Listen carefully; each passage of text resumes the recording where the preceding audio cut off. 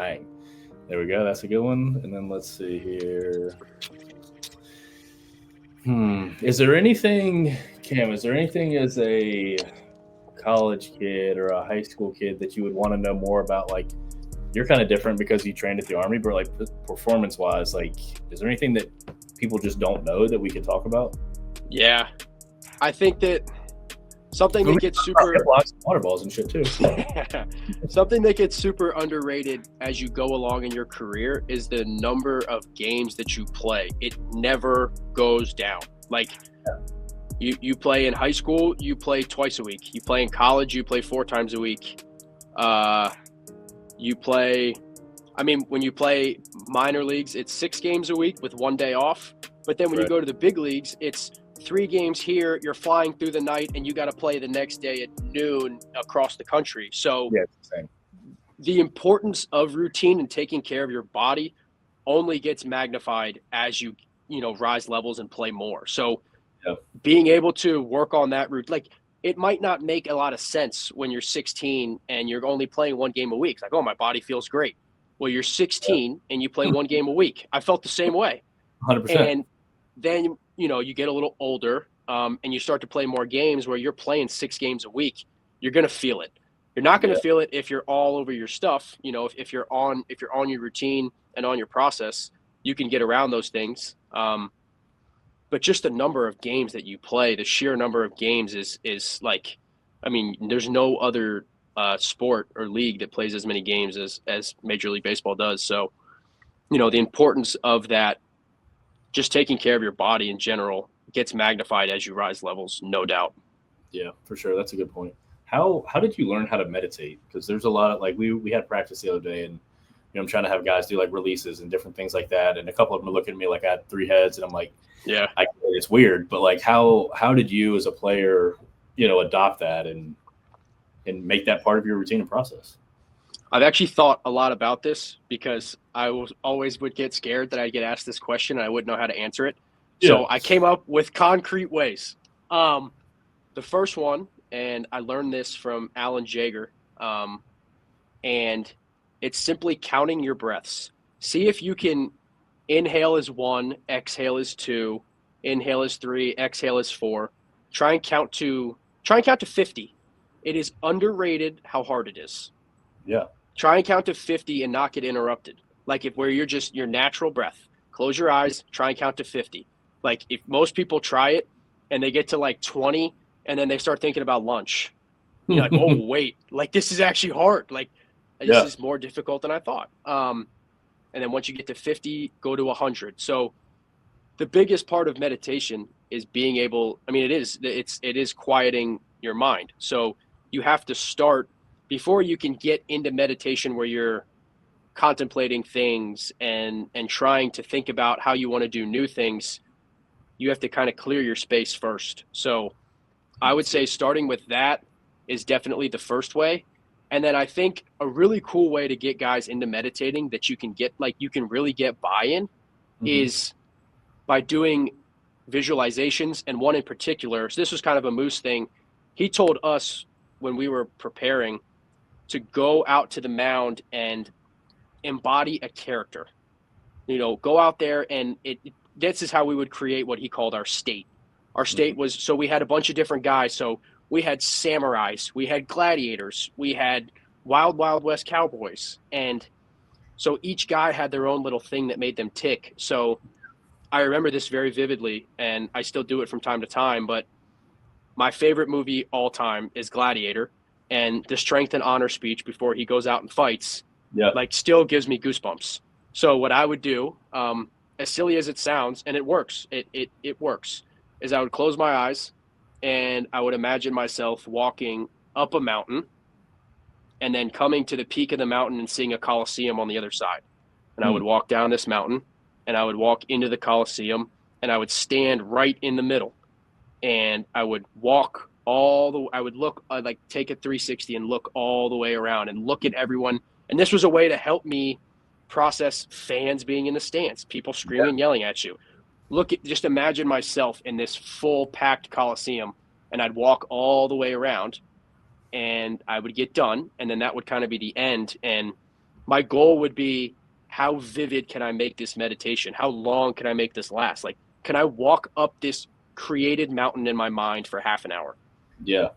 So, and that makes it fun. Like, pick something that you love. Like, every 16-year-old kid, whether they like it or not, has something that really fires them up. No doubt. So just, I mean, I think that's a great way to start. And then that, you know, so even there's so many different things you can do. Like, you can add in, like, if guys are afraid, or you have guys that are scared, like, imagine a mountain lion or a coyote walking into their path and them having to deal with it, and make them deal with it in their head. I think those things truly work. Those things were things that really helped me get on the other side of some of my mental battles and struggles. And then once you can learn to quiet your mind, then, you know, you really can start to, you know, once you get all the thoughts out, you're able to just sit, and anything that comes in, you're able to, it's a really unique feeling. You're able to process at a higher level. You know, you're able to kind of just allow thoughts to enter your brain, not like sporadic ones, but once you're able to just sit and allow, you come out of the meditation and you just feel calm and quieted, and honestly a lot more fulfilled. And that's when, you know, things really started to take off for me, I think. Being able to quiet my mind and then visualize myself having success.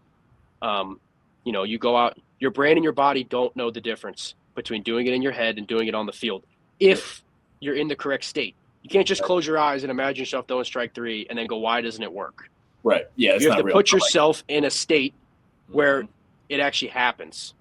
Yeah. And like I said, your brain doesn't know the difference if it happens in your head or if it happens on the field. So you set an intention of gratitude. You know, you're elated for where you are. You're happy for all the things you have access to. That's super easy. There's so many things to be grateful for. And then you figure out how to quiet your mind. And then that's, you know, really when the magic happens. Yeah, dude, that's awesome. That's there's so many good things in there. That's all. I mean, dude, working with Moose at St. John's, and then obviously getting to consult with you guys over there, like him talking about fire breathing dragon. I want fire breathing dragon. He's been talking about this stuff for years, and like it's being able to manifest different things. And like we'll have to get him on here and let him talk about like how he drew a picture. Him and his wife drew a picture of a house, and I'll be darned if that ain't what it looks like. The house they're living in Winston-Salem. Like it's like there's a lot of things from a manifestation standpoint. And to your point a second ago about like the brain doesn't know the difference, like it doesn't. I told a kid in here, he was 14-year-old kid, he plays for us, and he was rowing, and he's doing all this stuff, and I was like, dude, your brain doesn't know the difference between sitting in here doing rows and being, you know, chased by a bear. And they were like laughing at all this. Like seriously, it's a cortisol release. It's a hormonal thing, and like being able to teach them that, like I think they thought I was a little bit crazy, but hopefully hearing it from you, like that'll help solidify it a little bit, man. But that's really cool stuff. That's stuff. I think the cortisol release stuff too, like I remember me and Seth Keener, my sophomore year, we used to have battles in the cold tub. Like we would do, oh my gosh, we'd see who could sit in the cold tub the longest. We would do Wim Hof breathing. Keener, I'll never forget it, got up to like being able to hold his breath in the cold tub for multiple minutes at a time. That's like he would hold his breath for like 3-4 minutes. And like we would talk about it, like that was how we would train our fight or flight response. Like my freshman year, I was so high strung and so worked up all the time, and I could never just relax. And so getting in the cold tub, and you have that immediate reaction where everything tenses up and you start to breathe heavier, and being able to control that is incredible. Obviously, the cold tub really magnifies and intensifies that. But that in and of itself is kind of a form of meditation as well. 100%, man. So I can attest too. I would do that when I was with the Dodgers in spring training. Like I would get in there, it would be me and the rest of the performance staff in the minor league side, and we would get in there. Like we'd get in there, lift early at 5 a.m. and then go in there, and dude, we'd come out for first groups, and our eyes were all wide, and these guys were like, "What's going on?" It's like, yo, we just got to lift in, and we got in the cold tub, and the sun's not even up. We are ready to roll. Like, we go and get after it. It was, dude, there's some good times. So I've been every morning I'll wake up. I mean, spring training's a pretty early call, so the sun's not out yet. So, and this pool is freezing. It's still pretty cold.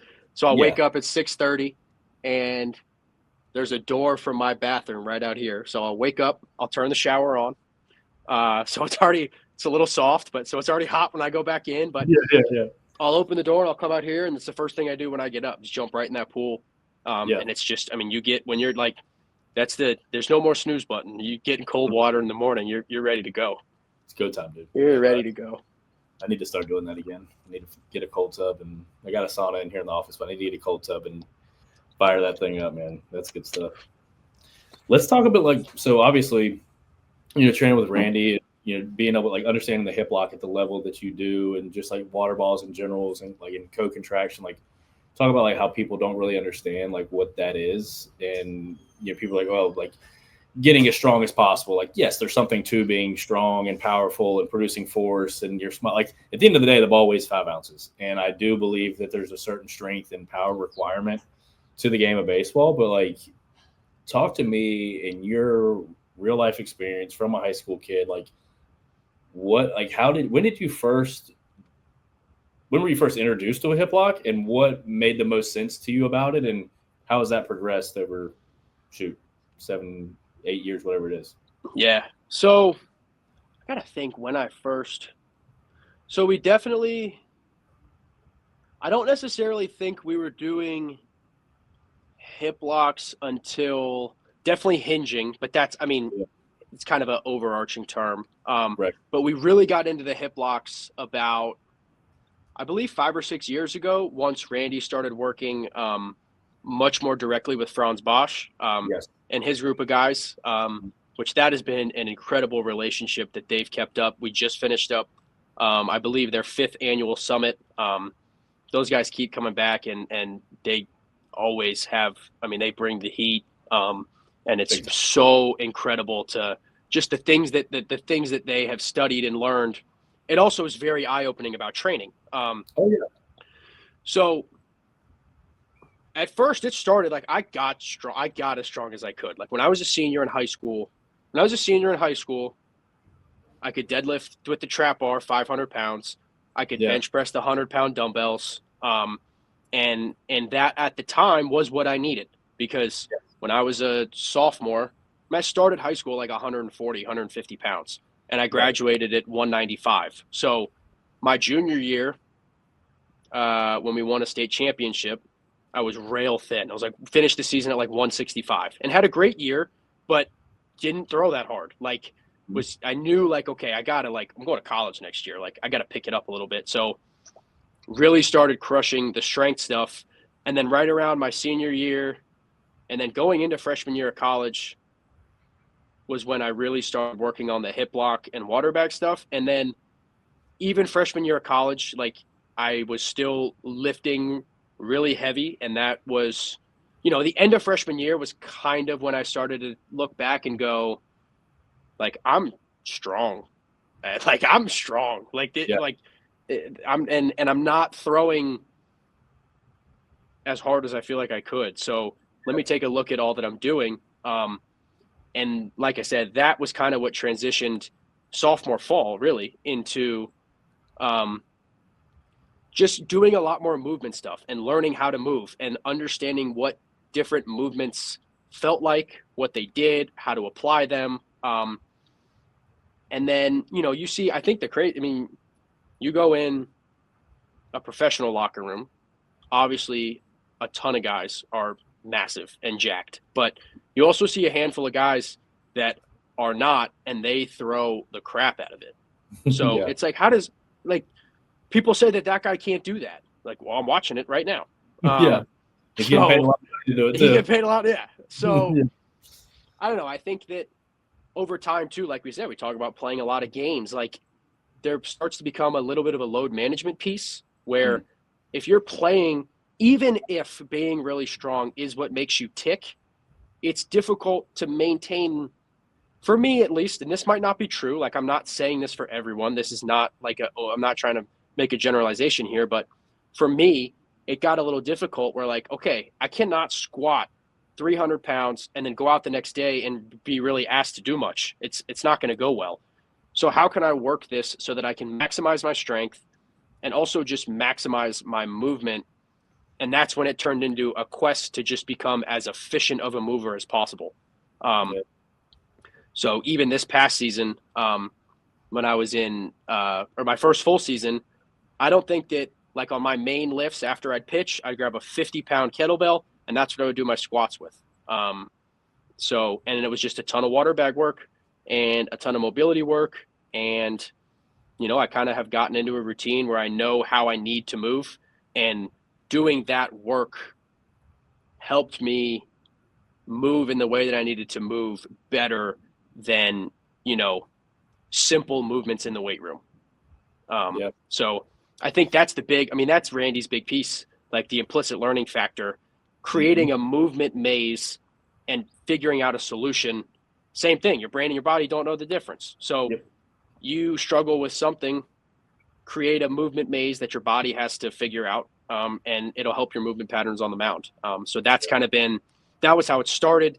And then, you know, once I got farther along junior year and now in pro ball, I can be a lot more, you know, direct, where it can be a little bit less implicit learning and I can cue it a little bit more, but I still try to stay relatively away from a lot of cues as much as possible. And if I do cues, I make them, you know, I try to be as general as possible. You know, I think even when we talked the other day working about how to get my leg turned all the way over, it was simply just changing where I was thinking about that happening in my body. I used to think about it happening way up in my leg. Now I think about it getting actually in my toe, and I can get all the way over to my toe. So something as simple as that.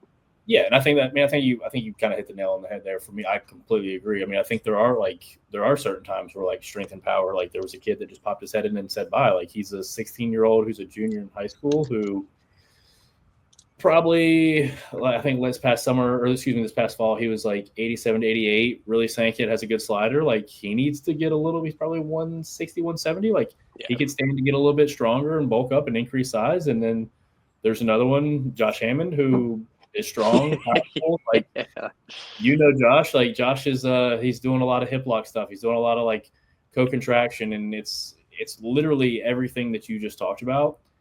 It's giving him the guardrails and giving him the constraints and letting him go be himself. It's a pretty cool thing that we do with him. And to your point about like Franz Bosch and like a lot of the stuff they do, I believe the year before I started working with the Dodgers, he came out there and did something with the entire staff. And man, there's a lot to that stuff. It's super interesting. I love it. That's kind of what more I gravitate towards nowadays, just because of how much sense it makes and how simplistic it can be, also how complicated it can be, and being able to teach that and give people the opportunity to go do those things, man. I think it's pretty cool stuff. It's something that we're always learning. Everybody's always trying to figure out how to best reach players, how to develop themselves to have the most tools in their toolbox to go coach and give those athletes the opportunity to be successful. But man, I think those are some pretty cool points that I hope everybody listen to that, because there's some gold in there.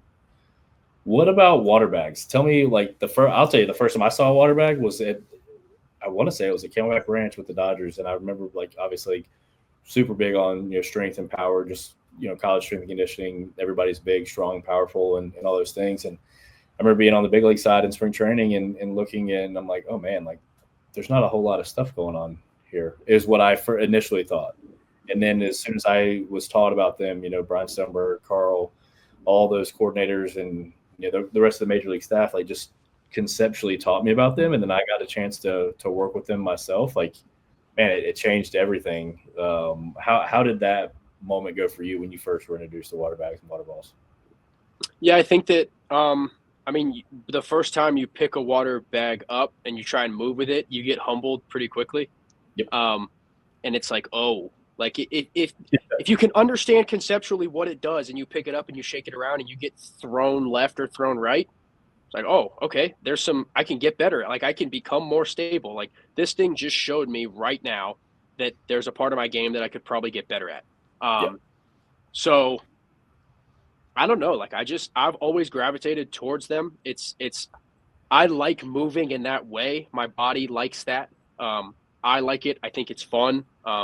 I love going into the weight room and having days where I'm just ripping water bags left and right. If like I did it today in the weight room, I didn't have like an official lift today. But I went in and I did, think about what I did. I did rotational RDLs to hip locks.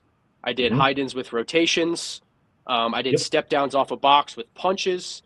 Um, and then I did a core series where I had like you secure your feet and I'm pressing overhead. And so that's the other thing, like the variability of the water bags is incredible. So you'll have someone stand over your head and give you either straight over your head, left or right. And you have to not anticipate the target. You have to just wait until they show the target and then punch. So Right. it just, I don't know, those things are great. And then what did I do last?